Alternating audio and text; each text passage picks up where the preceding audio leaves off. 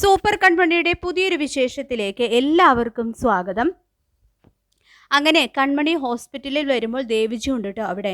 സാഗറും സുജയും ഐസുവിനും അകത്തെ പോയിരിക്കുകയാണ്. ഇതേ സമയം കൃഷ്ണന് നേരെ മുൻപ് നടന്ന ആക്രമണത്തെക്കുറിച്ചും ഒരാൾ കൊല്ലാൻ ശ്രമിച്ച കാര്യമൊക്കെ ദേവിജിയോട് കൺമണി പറയുന്നുണ്ട്.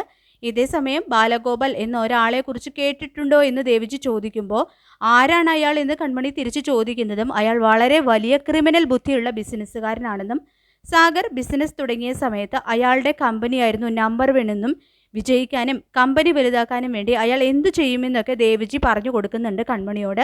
ഉടനെ കൺമണി കണ്ടുപിടിക്കണമെന്നും സാഗർ പറയുന്നുണ്ട് കേട്ടോ. ഇത് കേൾക്കുന്ന ദേവിജിയും കൺമണിയും ആകെ നടുങ്ങാണ്. ഈ കൺമണിയുടെ ഈ നടുക്കം ശ്രദ്ധിക്കുന്ന സുജ കൺമണിക്ക് എന്താ പറ്റിയേ, കൺമണിയുടെ മുഖത്ത് എന്താ പെട്ടെന്ന് ടെൻഷൻ എന്നൊക്കെ ചോദിക്കുന്നുണ്ടെങ്കിലും ഒന്നുമില്ല മേഡം എന്നൊക്കെ പറഞ്ഞ് കൺമണി ഒഴിഞ്ഞു മാറുകയാണ്. കൃപയാണെങ്കിൽ ഇപ്പോഴും ക്രിട്ടിക്കൽ അവസ്ഥയിൽ തന്നെ തുടരാണ് കേട്ടോ.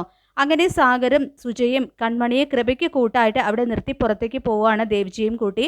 കൺമണിയാണെങ്കിൽ ആകെ അസ്വസ്ഥയായിട്ട് അവിടെ നടക്കുന്ന സമയത്ത് ഒരു കാഴ്ച കണ്ട് ഞെട്ടുകയാണ് കേട്ടോ. അതായത് കൃഷ്ണനെ നേരത്തെ കൊല്ലാൻ വന്ന ആ ക്രിമിനൽ ഒരു ഡോക്ടറുടെ വേഷം കെട്ടുകയാണ്.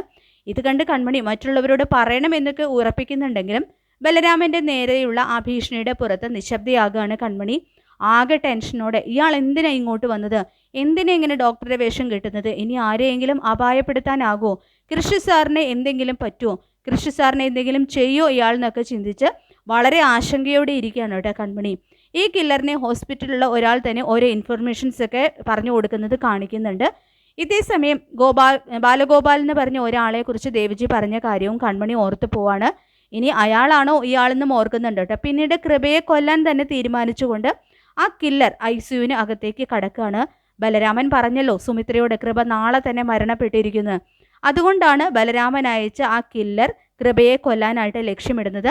ഐസിയുയിൽ കടന്ന അയാൾ ഓക്സിജൻ മാസ്ക് കൈവച്ചതും ഒരാളുടെ കൈ അതിനെ തടയുന്നുണ്ട് കേട്ടോ. അത് മറ്റാരുടെയോ അല്ല, നമ്മുടെ കൺമണിയുടെ തന്നെയാണ്.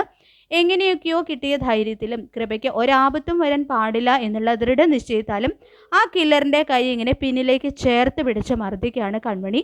ഇനി അയാൾ ജീവനും കൊണ്ട് ഓടുമോ അതോ കൃപയ്ക്ക് എന്തെങ്കിലും സംഭവിക്കുമോ എന്നൊക്കെ അറിയാനായിട്ട് നാളത്തെ എപ്പിസോഡ് വരെ നമുക്ക് കാത്തിരിക്കാം. ഈ റിവ്യൂ ഇഷ്ടപ്പെട്ടെങ്കിൽ ലൈക്ക് ചെയ്യുക, ചാനൽ കൂടി ഒന്ന് സബ്സ്ക്രൈബ് ചെയ്യുക. താങ്ക്